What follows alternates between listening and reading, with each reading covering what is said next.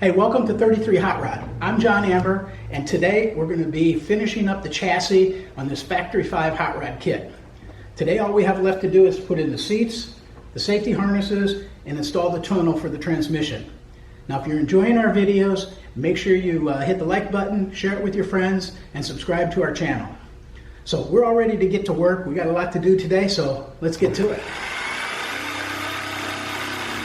The first thing was to split the transmission tunnel so we could get it in place and figure out what modifications we had to make.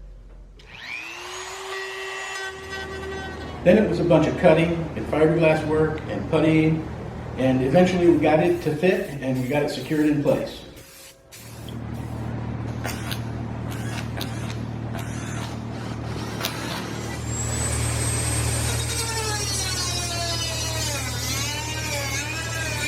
Then we worked on the centerpiece. We made the cutout for the shifter and fitted that all into place, and I think the whole thing turned out pretty good.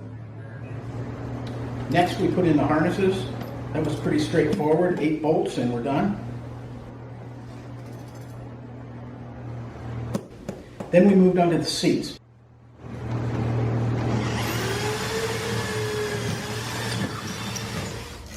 The important thing was that we bolted them through the structural components on the chassis. And bam! The 33 Hot Rod is ready to drive. We got the seats installed, we got the safety harnesses installed, and we also got the transmission tunnel in. So this baby is actually ready to hit the road. We're ready to give it a test drive. And today we actually got a few extra things done. We put in a new battery and a new battery compartment. We put in some wire looms for the spark plugs, and we put in an upgraded throttle cable. We also put a spacer on the drive shaft so that we could get a little more spline engagement with the transmission. So make sure you hit the like button, make sure you share us with your friends, subscribe, and come back and watch us drive this thing. Till then, cheers.